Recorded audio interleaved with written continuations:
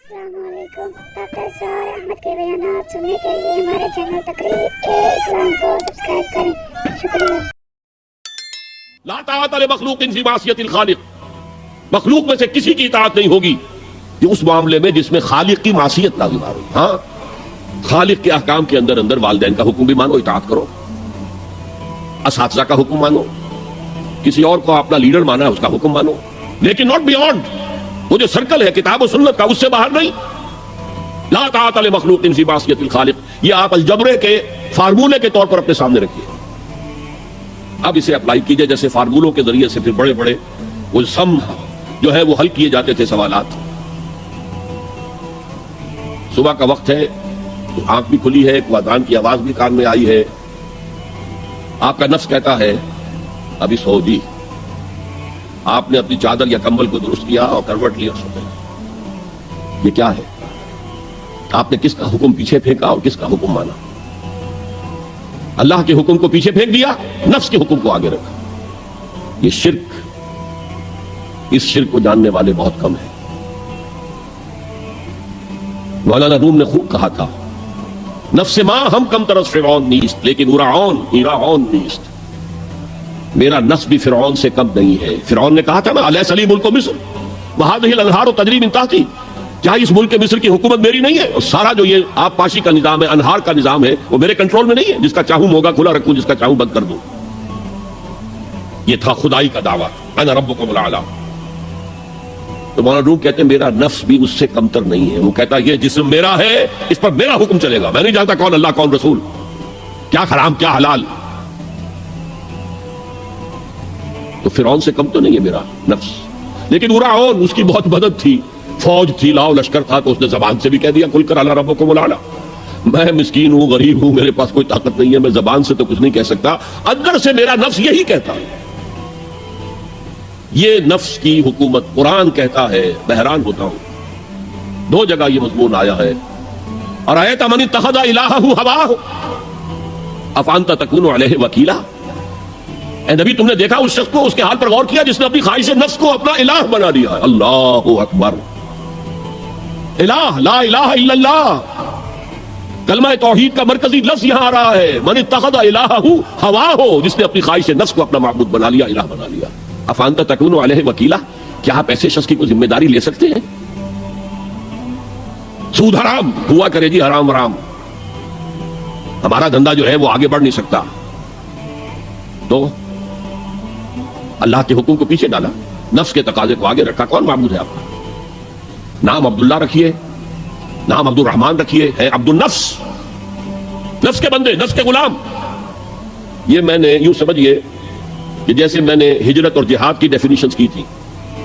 ہجرت کا بیس کیا ہے؟ پوچھا گیا ایو الہجرت افضل یا رسول اللہ، اے اللہ کے رسول بتائیے سب سے اعلیٰ ہجرت کون سی ہے، افضل؟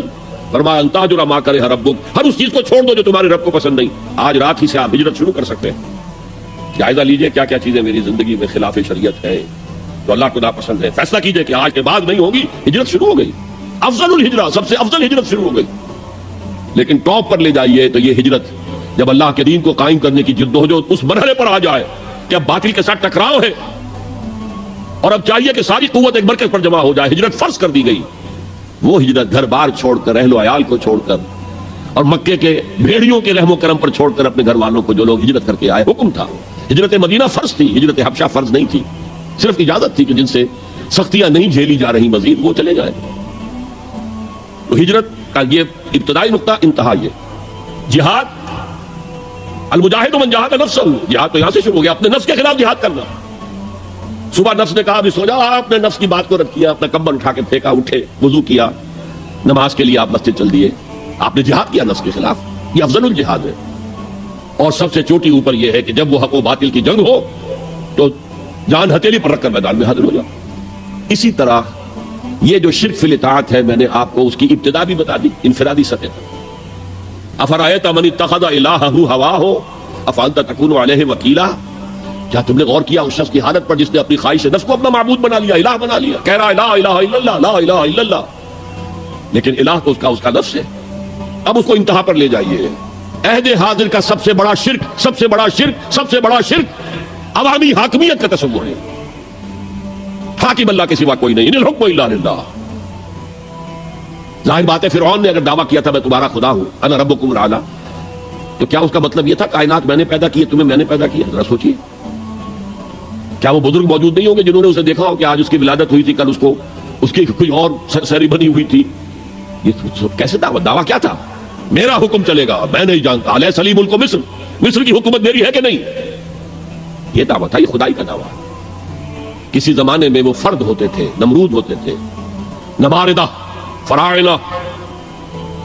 जमाल अब्दुल नासिर ने नारा लगाया था, नहनु अबनाउल फराइना, बड़े फख्र के साथ हम फिरौनों की औलाद।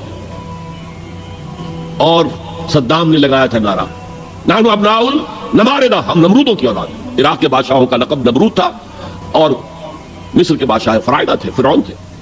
जमाने का जब इर्तिका हुआ है और इसमें फैसला कुन काम जो है वो हुजूर ने सल्लल्लाहु अलैहि वसल्लम, जब हुजूर की हयात तैयबा के बाद खिलाफत इनफिरादी से इज्तिमाई हो गई। जब तक नबूवत जारी थी नबी ही खलीफा होता था अल्लाह का, उसकी हॉटलाइन अल्लाह के साथ वही की लगी हुई है, उधर से हुक्म आता है वो इंप्लीमेंट करता है, जहां उसका हुक्म नहीं है वो अपना बेस्ट जजमेंट इस्तेमाल करके फैसला करता है। यही है वाइसरेंसी, यही है खिलाफत, एसेंस ऑफ खिलाफत यही है। जैसे वाइसराय दिल्ली में होता था, हमारा बादशाह या मलका तो इंग्लिस्तान में होते थे। अब जो हिज मैजेस्टीज गवर्नमेंट या हर मैजेस्टीज गवर्नमेंट से हुक्म आया, वाइसराय उसमें कोई तगय्युर तबद्दुल नहीं कर सकता, he has to implement it as such. जहां कोई हुक्म नहीं है तो वो मकाम पर बैठा है, ऑन द स्पॉट है, हालात को देखे और जो ममलकत और किंगडम की मसलहत में सबसे बेहतर नजर आए वो फैसला कर ले। लेकिन हुजूर पर नबूवत खत्म तो खिलाफत कलेक्टिव हो गई, खिलाफतुल मुस्लिमीन। अगरचे शुरू में अमीरुल मोमिनीन कहा जाता था, कुछ अरसे के बाद खलीफतुल मुस्लिमीन ये इस्तिलाह जो है वो आम हुई। इसी तरह इनफिरादी मुलूकियत की बजाय इज्तिमाई मुलूकियत का तसव्वुर जो है शैतान ने पट्टी पढ़ाई। इब्लीस की मजलिस शूरा जो इकबाल की बड़ी ही जो समझिए कि अहम तरीन नज़मों में से उम्मत मुस्लिमा के नाम पैगाम पर मुश्तमिल वो नज़म जो है, और वो उनकी आखिरी अय्याम की है और वो उनकी जिंदगी में छपी भी नहीं थी, अरबगान हिजाज उनके इंतकाल के बाद छपी, जिसमें आखिरी जो कलाम था फारसी और उर्दू दोनों का जमा कर दिया गया, वरना इससे पहले फारसी अलहदा छपती थी किताबें, उर्दू की अलहदा, लेकिन अब इतना कम था कि उनके लिए अलहदा किताबें शायद करना मुनासिब नहीं समझा गया। इब्लीस ने मजलिस शूरा बुलाई। एक मजलिस शूरा के जो रुकन ने कहा कि देखो जमहूरियत का दौर आ गया है, अब हमारी इब्लीसियत को तो बड़ा खतरा है, इब्लीसी निजाम तो खत्म हो जाएगा। जमहूरियत तोड़ दी बंदों ने आकाओं के खेमों की तनाब, ये तो अवाम ने जो है अपने आका बैरन्स और लॉर्ड्स और बादशाहों के खेमों की तनाबें तोड़ दी, गिरा दिए खेमे। ये तो इनकलाब आ रहा है, मेरे आका वो जहां ज़ेरो ज़बर होने को है, जिस जहां का है फकत तेरी सियासत पर मदार। इब्लीस क्या कहता है बड़े ठंडे अंदाज में, हमने खुद शाही को पहनाया है जमहूरी लिबास, जब जरा आदम हुआ है खुद शनासो खुद निगल। आज आदमी में एक सेल्फ इंपॉर्टेंस पैदा हो चुकी है। ये बादशाह कौन होते हैं जो हमारे सरों पर मुसल्लत है, महलों में रहते हैं, ऐश करते हैं, जो खून पसीना जो है वो किसान कर रहा है। अभी इंडस्ट्रियल रेवोल्यूशन तो नहीं हुआ था, वो सारी बात जो थी वो जरी मईशत थी, खून पसीना वो करता है, फसल में से लॉयंस शेयर आकर बैरन और लॉर्ड वो ले गया और उसमें से एक हिस्सा उसने बादशाह को पहुंचा, एक अपने पास रखा। जालिमाना निजाम है। तो हमने देखा कि इंसानों में कुछ शऊर पैदा हो गया, खुद शऊरी, तो हमने मुलूकियत को ढाल दिया नए सांचे में, हमने खुद शाही को पहनाया है जमहूरी लिबास। वो गंदगी जो फिरौन के सर पर टनों के हिसाब से रखी हुई थी, हमने कहा तोला तोला सब में तकसीम कर दो, एक एक वोट सबके हाथ में दे दो और कह दो तुम हाकिम हो। हमने खुद शाही को पहनाया है जमहूरी लिबास, जब जरा आदम हुआ है खुद शनासो खुद निगर। तूने क्या देखा नहीं मगरिब का जमहूरी निजाम, चेहरा रोशन अंदरून चंगेज से तारीख तक। It is the dictatorship of the capitalist, जिसे जमहूरियत का नाम दिया जा रहा है, खेल है, तमाशा है। तो आज की दुनिया का सबसे बड़ा शिर्क इसे कोई जानता ही नहीं। वो शिर्क फिल अकीदा उनको मालूम है और उसके ऊपर फतवे भी वो लगा देंगे। कोई कब्र के सामने खड़े होकर कोई दुआ कर रहा है, किसी को रुकू कर लिया, किसी ने सजदा कर लिया, तो खैर ठीक है, वो तो एक शिर्क जली हो रहा है, वो तो मालूम है, उसकी नफी हो रही है। लेकिन ये वो थे शिर्क जो पहले थे। आज का शिर्क बिल्कुल और है। आज का शिर्क दो मैं गिनवा देता हूं आपको। एक है अवामी हाकमियत का तसव्वुर, एक है मादा परस्ती का तसव्वुर। मादे पर सारा तवक्कुल और एतमाद है, अल्लाह पर कहां तवक्कुल रहा, कहां एतमाद रहा। मटीरियलिज्म ये एक मजहब है, ये एक फलसफा है। बहरहाल इताअत के ज़िम्न में शिर्क फिल इताअत क्या है? انفرادی سطح پر نفس پرستی، نفس کو اپنا معبود بنا لینا، اجتماعی سطح پر عوام کی حاکمیت، بدترین شرک۔ اب آئیے محبت، شرک فی المحبت کیا ہے؟ اگر کسی بھی شے اور کسی بھی انسان کی محبت اللہ کی محبت سے بڑھ جانا تو دور کی بات ہے، برابر بھی آ کر ہم نشین ہو گئی، بیٹھ گئی، تو یہ شرک ہے۔ الذین آمنوا اشد حبا للہ، جب تک اشد محبت آپ میں اللہ کی نہیں ہوگی، اگر کوئی اور شے محبوب ہے تو من الناس من یتخذ من دون اللہ اندادا یحبونہم کحب اللہ، لوگوں میں سے ایسے بھی ہیں جنہوں نے اللہ کو چھوڑ کر کسی اور چیزوں کو مد مقابل بنا لیا ہے، ان سے وہ محبت کرتے ہیں جو اللہ سے کرنی چاہیے تھی۔ توحید کا تقاضا ہے لا محبوب الا اللہ، لا مطلوب الا اللہ، لا مقصود الا اللہ، مقصود و مطلوب اور محبوب حقیقی اللہ کے سوا کوئی نہیں۔ اور وہ آیت میں آپ کو سنا چکا ہوں، سورہ توبہ کی آیت نمبر 24، انتہائی لرزا دینے والی آیت۔ قل ان کان آباؤکم وابناؤکم واخوانکم وازواجکم وعشیرتکم واموال اقترفتموها وتجارۃ تخشون کسادها ومساکن ترضونها احب الیکم من اللہ ورسولہ وجہاد فی سبیلہ فتربصوا حتی یاتی اللہ بامرہ واللہ لا یہدی القوم الفاسقین۔ اے نبی، ان کے کان کھول دیجئے، اچھی طرح سنا دیجئے کہ اے لوگو، اے ایمان کے دعوے دارو، اگر تمہیں اپنے باپ، اپنے بیٹے، اپنے بھائی، اپنی بیویاں یا بیویوں کے لیے شوہر، اور اپنے رشتہ دار، اور اپنے وہ مال جو بڑی محنت سے کما کر کھتے بھرے ہوئے ہیں، اور اپنی وہ تجارت جس کی کساد بازاری کا تمہیں اندیشہ رہتا ہے مندہ نہ ہو جائے، اور اپنے وہ محل، اپنی حویلیاں جو تم نے تعمیر کی ہیں اور بہت تمہیں محبوب ہیں، انہیں خوب فرنش کیا ہے، اگر یہ 8 چیزیں محبوب تر ہیں اللہ سے اور اللہ کے رسول سے اور اللہ کی راہ میں جہاد سے، تو جاؤ دفعہ ہو جاؤ، وہاں بیٹھ کر انتظار کرو یہاں تک کہ اللہ اپنا فیصلہ سنا دے، اور اللہ ایسے فاسقوں کو کبھی ہدایت نہیں دے گا۔ 8 چیزیں اقبال نے بہت خوب کہا ہے، یہ مال و دولت دنیا، یہ رشتہ و پیوند، 5 قریب ترین رشتے آ گئے، باپ، بیٹا، بھائی، زوجین اور رشتہ دار، رشتہ و پیوند یہ جوڑنے والا۔ اور مال و دولت دنیا کی 3 شکلیں آ گئی، دولت جو آپ اپنی بیلنس شیٹ کو دیکھ دیکھ کر آپ اس پہ خوش ہوتے ہیں، اب ہمارے ایسٹس کی یہ قیمت ہو گئی ہے اب، اور وہ مکانات جو آپ نے بنائے ہیں بڑے محبوب ہیں، اور ایسے بنائے ہیں، قرآن مجید میں آتا ہے ایسے بنا رہے ہیں تمہیں ہمیشہ رہنا ان مکانوں کے اندر، اور وہ کاروبار جن میں تمہیں اندیشہ رہتا ہے کہ کہیں کساد نہ ہو جائے، کوئی ڈپریشن نہ آ جائے۔ یہ 8 چیزیں، یہ مال و دولت دنیا 3، یہ رشتہ و پیوند، بتان وہم و گمان لا الہ الا اللہ، یہ سب وہم و گمان کے بت ہیں جن کی پرستش میں تم لگے ہوئے، ان سب کی پرستش چھوڑو تو لا الہ الا اللہ کا حق ادا ہوگا۔ اب اس اصول کو بھی اپلائی کرنا شروع کیجئے، آئیے انڈیویجول لیول پر۔ دولت کی محبت، اگر آپ کو دولت کی محبت آمادہ کرتی ہے کہ اللہ کے حدود کو پامال کریں، حرام ذرائع استعمال کریں، دولت آنی چاہیے، حلال سے ہو، حرام سے ہو، جائز سے ہو، ناجائز سے ہو، بائی ہوک اور بائی کروک دولت آنی چاہیے، تو آپ کی محبوب حقیقی کون ہوئی؟ دولت۔ یہ دولت آپ کی معبود ہے۔ کون بڑے سے بڑا موحد اس شرک کا احساس رکھتا ہے؟ اور حضور نے اس قدر کلیئر فرمایا ہے، تعس عبد الدینار وعبد الدرہم، ہلاک ہو گیا یا ہلاک ہو جائے، یہ کلام خبریہ ہے یا یہ بددعا ہے؟ تعس عبد الدینار وعبد الدرہم، درہم و دینار کا بندہ ہلاک ہو جائے۔ نام عبد الرحمن ہے، حقیقت میں عبد الدینار ہے، عبد الدرہم ہے۔ درہم و دینار آنے چاہیے، جائز سے یا ناجائز سے، حلال سے یا حرام سے، صحیح سے یا غلط سے، بائی حکم اور بائی کروک۔ تو معبود کون ہوا؟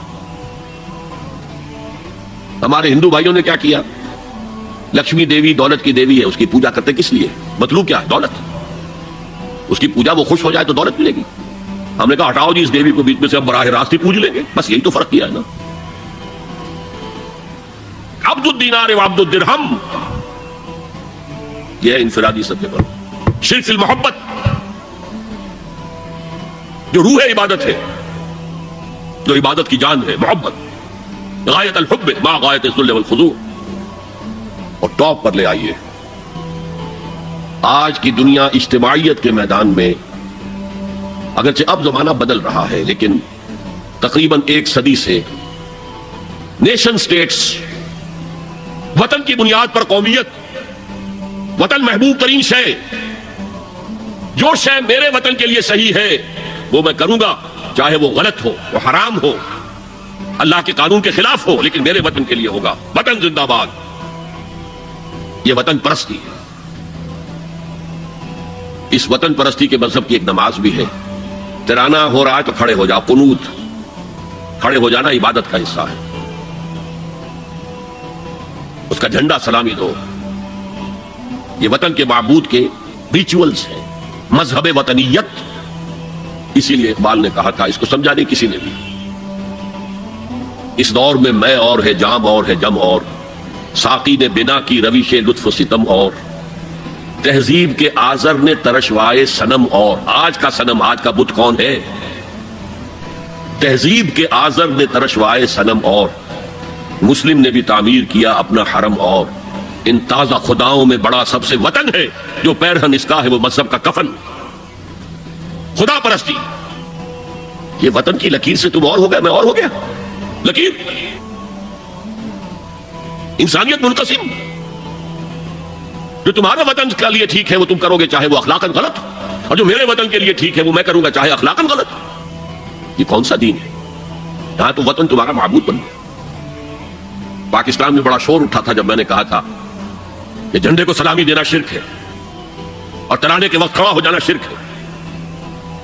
اب میں کبھی بھی تقریبات میں جاتا ہوں، اقبال ڈے ہو رہا ہے، کچھ اور ہو رہا ہے، میں ان تقریبات کا مقرر نہیں ہوں، لیکن جب بہت زور دیتے چلا جاتا ہوں، لیکن وہاں کرانا پڑا جاتا میں بیٹھا رہتا ہوں، میں کھڑا نہیں ہوتا، اور اس پر چیمیں گوئیاں ہوتی ہیں اخبارات کے اندر۔ لیکن میرے نزدیک یہ وطن کی نماز پڑھ رہے ہو تمہارا یہ قنوت اور وطن کا ترانہ، اس میں حمد ہو رہی ہے وطن کی، یہ کیا ہے؟ آج کے دور کا بدترین شرک، شرک فی المحبت۔ آگے چلیے، شرک فی الدعاء، کسی کو مت پکارو کسی مدد کے لیے سوائے اللہ۔ وَأَنَّ الْمَسَاجِدَ لِلَّهِ فَلَا تَدْعُوا مَعَ اللَّهِ أَحَدًا، اللہ کے ساتھ، یعنی ایک تو یہ کہ اللہ کو چھوڑ کر کسی کو پکارنا، ایک ہے اللہ کے ساتھ پکارنا، اللہ کو بھی پکارنا، اوروں کو بھی پکارنا۔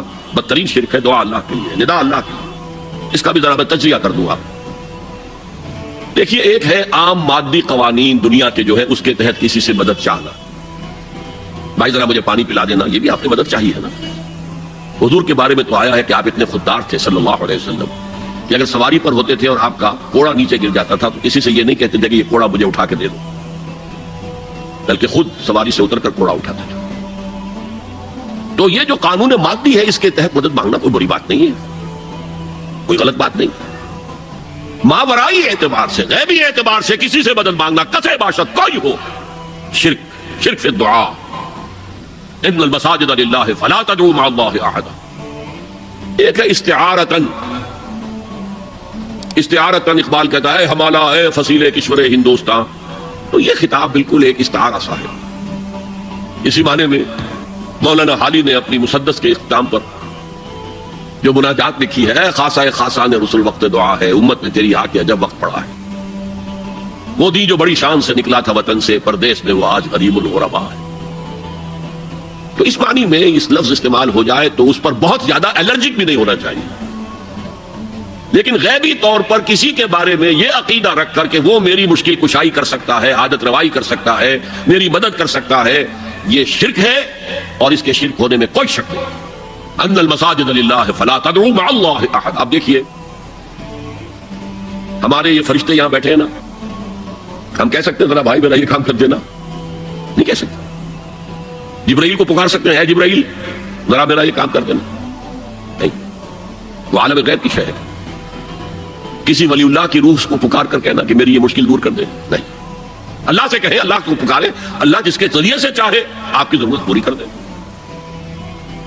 اس ضمن میں کہوں گا کہ شاہ ولی اللہ دہلوی نے ایک بات کہی ہے، اگرچہ مجھے اس کی کوئی دلیل اپنے طور پر انڈیپینڈنٹلی کتاب و سنت میں نہیں ملی ہے، لیکن شاہ صاحب کا ایک مقام مرتبہ ہے جو میری نگاہ میں بہت بلند ہے۔ انہوں نے یہ لکھا ہے کہ جو اللہ کے برگزیدہ بندے ہوتے ہیں، اولیاء اللہ، اللہ تعالیٰ ان کی ارواح کو ان کے فوت ہونے کے بعد ملائکہ کے طبقہ اسفل میں شامل کر دیتے ہیں، اور وہ بھی جس طرح وہ ملائکہ اللہ کے احکام کی زمین میں تنفیذ کر رہے ہیں وہ بھی اسی کام میں لگ جاتے ہیں۔ میں نے عرض کیا کہ میرے پاس انڈیپینڈنٹلی کوئی دلیل نہیں ہے اس کے حق میں، لیکن شاہ صاحب کا فرمانا خود میرے لیے ایک درجے میں دلیل ہے۔ لیکن یہاں ایک تو یہ نوٹ کرنے کا ملائکہ کا طبقہ اسفل، ملائکہ کا سب سے نچلا طبقہ، اور اللہ کے حکم کی تنفیذ کرتے ہیں تو فرشتے کر رہے ہیں، وہ بھی ہوں. ہمیں سے کیا غرض ہے؟ ہم نہ فرشتے کو پکار سکتے ہیں اور نہ کسی ولی اللہ کو پکار سکتے ہیں. پکارو اللہ کو. قال ربکم ادعونی استجب لکم ان الذین یستکبرون عن عبادتی سیدخلون جہنم داخرین. تمہارا رب کہتا ہے مجھے پکارو، مجھ سے مانگو، میں تمہیں دوں گا، تمہاری دعا سنوں گا، قبول کروں گا. اور جو بربنائے تکبر مجھ سے نہیں مانگتے وہ جہنم میں داخل ہوں گے ذلیل و خوار ہو کر. حضور نے ایک بات مجھے متن یاد نہیں ہے بہت پیاری فرمائی. دیکھو انسانوں سے تم مانگتے ہو کچھ تو ایک دفعہ تو اس کے ماتھے پر تیوری پر بل پڑ ہی جاتا ہے، یہ کیوں میرے سامنے ہاتھ سوال کیا، کیوں مجھے سے مانگ رہا ہے، چلیے بعد میں کچھ وہ دے ہی دے، لیکن ناگوار گزرتا ہے. ارے اس سے مانگو جو کہتا ہے کہ مجھ سے مانگو اور میں دوں گا. وہ نہ مانگنے پہ ناراض ہے، اس سے نہیں مانگتے. رات کے آخری ساعتوں میں یا جسے آپ کہتے ہیں the small hours of the morning، حدیث میں آتا اللہ نزول اجلال فرماتے، جس کو ہم نہیں جانتے کیسے نزول ہوتا ہے. ذات باری تعالیٰ اس کے متعلقات کے بارے میں جو بات آ گئی قرآن میں حدیث میں وہ ہم مانتے ہیں. کیسا یہ ہم نہیں جانتے. اس کا ہاتھ ہے کیسا ہم نہیں جانتے. اس کا چہرہ ہے کیسا ہم نہیں جانتے. اس کی ساق ہے، اس کی پنڈلی ہے کیسی ہم نہیں جانتے. وہ سنتا ہے کیسے سنتا ہے ہم نہیں جانتے. کیا اس کے کان ہیں؟ کیا اسے بھی ساؤنڈ ویوز کی ضرورت ہے سننے کے لیے؟ وہ دیکھتا ہے کیسے دیکھتا ہے ہم نہیں جانتے. وہ اترتا ہے کیسے اترتا ہے ہم نہیں جانتے. جو قرآن میں آ گیا حدیث میں آ گیا مان لیجئے بس.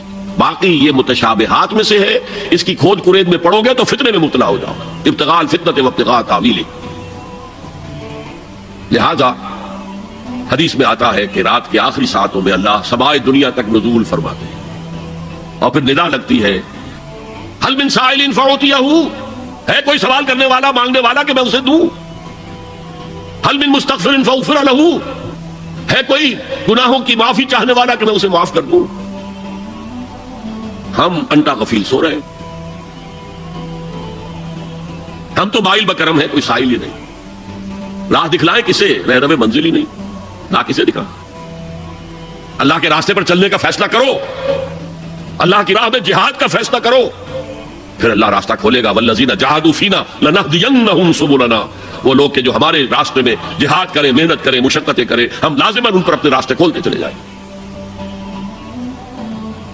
تو دعا شرک فی الدعا.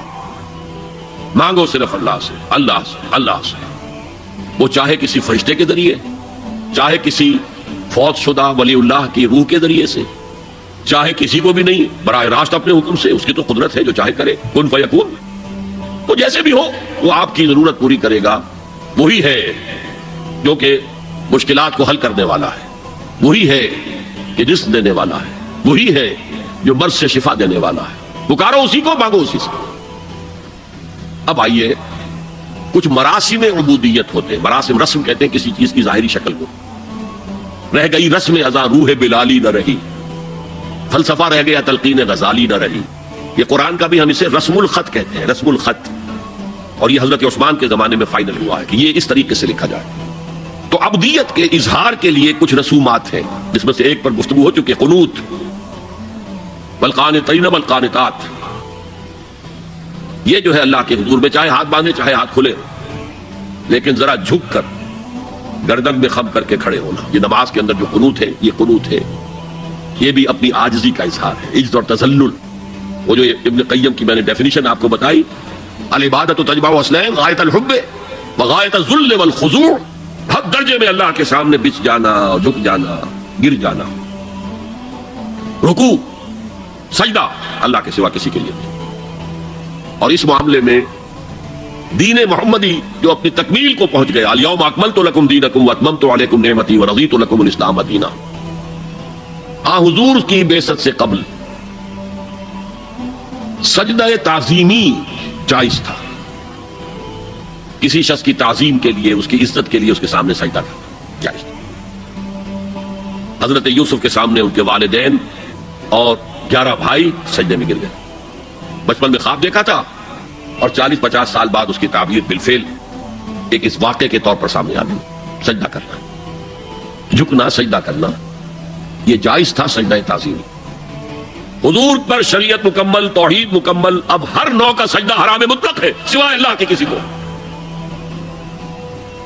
ہمارے مسلمانوں نے بھی اپنے دور ملوکیت میں سجدہ تعظیمی شروع کرا، عدالت کے اندر بادشاہ کے دربار میں جا رہے تو سجدہ سر جھکا کر رکوع کی حالت میں، یا آپ کے پڑوس میں جو حیدرآباد کی ریاست تھی سلام کیسے کرتے تھے، کتنے جھکتے تھے، اور پھر وہ جھک کر وہ سلام ہو رہے۔ یہ مشرکانہ فعل ہے، مغلیہ دربار میں بھی تھا۔ شیخ احمد سرہندی رحمۃ اللہ علیہ نے کہا غلط ہے، حرام ہے، جائز نہیں۔ دربار میں شکایت پہنچ گئی، آخر مخبری کرنے والے بھی تھے، حاسد بھی تھے، وَمِن شَرِّ حَاسِدٍ إِذَا حَسَدَ، طلبی ہو گئی، بلایا گیا دربار میں حاضری، اور ایسا اہتمام کیا گیا کہ جب حضرت مجدد آگے آئیں بادشاہ تک جانے کے لیے تو درمیان میں ایک دیوار سی ہائی کر کے اس میں کھڑکی کھول دی کہ اس میں سے جھک کر گزریں گے نا تو رکوع کسی درجے میں تو ہو جائے گا۔ رکوع بھی سجدے ہی کی ایک شکل ہے، سجدے کا ہاف کہہ لیجئے، لیکن یہ کہ جب آیات سجدہ آتی ہے قرآن مجید میں تو عام نمازوں میں دیکھتا ہوں کہ وہ آیات سجدہ والی آیات پڑھی نہیں جاتی، حالانکہ ان کی ایک خاص کیفیت ہے۔ تراویح میں تو پڑھی جاتی ہے لیکن پہلے بتا دیتے ہیں کہ یہ دوسری رکعت میں یا پہلی رکعت میں سجدہ آ رہا ہے تو لوگ تیار ہوتے ہیں، لیکن رکوع بھی اگر فوراً ہو جائے آیت سجدہ کے بعد تو اس سے بھی اس سجدے کا حق ادا ہو جاتا ہے۔